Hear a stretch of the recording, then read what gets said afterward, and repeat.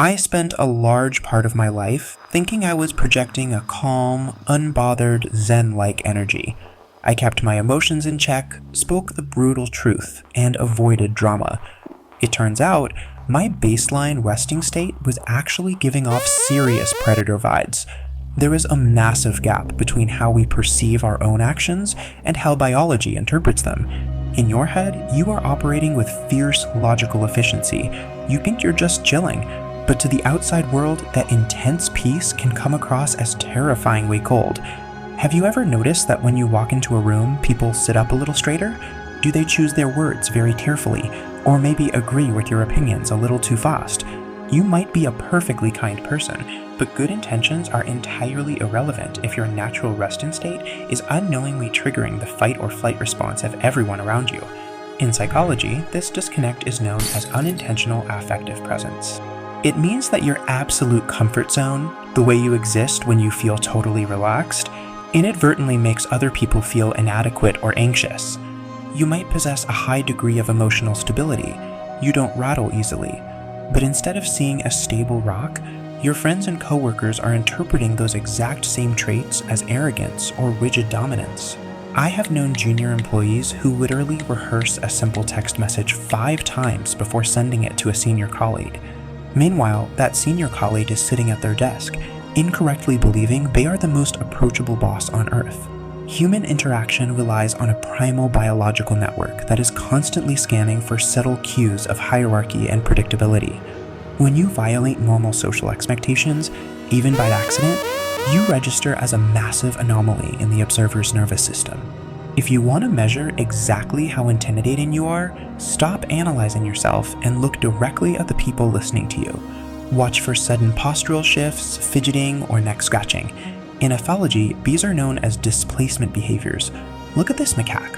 When a primate's nervous system shorts out because it's facing a dominant threat, it dissipates that anxious energy by grooming or scratching. Humans do the exact same thing. A major trigger for this anxiety is in your eyes. A major study from the Royal Society hundreds of people and proved that the absolute maximum threshold for comfortable eye contact is exactly 3.3 seconds. If you hold someone's gaze for 5, 6, or even 7 seconds, their autonomic nervous system gets completely overwhelmed. Their pupils dilate with stress, and what you think is active listening suddenly feels like a predatory lock-on. Your unchecked physical stillness and intense focus trap the other person, forcing their body into self-soothing survival behaviors to cope with the psychological tension of your presence. Human beings are pattern-seeking creatures. We require emotional legibility from others to feel safe. When you remain totally neutral or stoic, you deprive people of the behavioral data they need to predict your next move. This leads to a phenomenon known as the action unit imposter, where your perfectly neutral, relaxed posture accidentally sends a highly aggressive signal. Take a look at this diagram. If you simply relax your neck and let your head tilt downward by just 10 degrees, it changes the geometry of your face. It creates an optical illusion where your eyebrows appear to lower into a V shape. In facial coding, lowered eyebrows are universally recognized as a primal signal of anger. You think you are resting comfortably, and they think you are silently judging their entire existence. By the way, if you're a daily victim of the dreaded resting angry face, hit the subscribe button and let me know in the comments. We are building a safe space here for people who look mean but are actually just thinking about lunch. Having zero emotional reactivity does not project inner peace. To the primitive human brain, unpredictability equals danger, meaning your stoicism projects an unpredictable, dominant threat. Unintentionally intimidating people often have an ideological hatred for small talk, but treating conversations about the weather as an inefficient waste of time ignores a biological bonding ritual that predates modern human language. Anthropologist Robin Dunbar theorized that human language evolved directly from primates physically grooming each other. Picking dirt out of a pack member's hair was how they built alliances and signaled safety. Small talk is our version of vocal grooming. Skipping this ritual often comes with extreme directness. You bypass indirect communication entirely, failing to use the psychological framework known as Dear Man. The framework uses 4 pillars: describe, express, assert, and reinforce. Intimidating people master describing facts and asserting demands, but they skip expressing vulnerability and forget reinforcing. Without these empathy pillars, the conversation structure completely collapses into a unilateral demand. Pair that directness with spatial and acoustic dominance, standing within that invisible 1.5 to 4 foot spatial bubble, or speaking with a booming volume, and you establish an unwarranted, rigid hierarchy.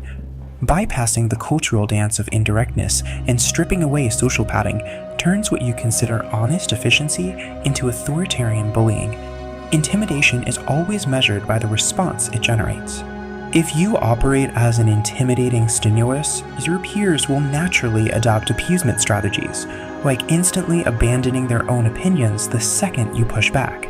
You might possess high raw intellect, using it like a cold scalpel to flawlessly dissect someone's argument. You win the debate, get a dopamine rush, while remaining blind to the humiliation of the person sitting across from you. This pattern is confirmed when you look around and realize you are surrounded exclusively by yes men, people who withhold constructive criticism even when you explicitly ask for it. Deploying raw intellect without emotional regulation constructs an echo chamber of fear. You successfully win the arguments, but you entirely isolate yourself in the process. This is the heavy truth about unintentional intimidation. It is rarely malicious. It usually comes from a place of deep self-possession, an over-reliance on internal logic, and a long history of having to protect yourself. If you recognize yourself in these signs, you do not have to become fake or adopt an entirely new personality. Instead, you need to learn the art of modulation, actively softening your edge. Implement specific physical fixes. Force yourself to break eye contact every 3 seconds to let the other person breathe. Engage in 2 minutes of vocal grooming before diving into deep work. And when you must deliver the brutal truth, frame it with empathy. An intense presence can be used to command a room through tension, but that same intensity can be modulated to make the people around you feel safe enough to exhale. If this was a reality check for you, or if you finally understand why your texts scare your coworkers, share this video with a friend who always claims they are just misunderstood. Keep doing the inner work, and I'll see you in the next one.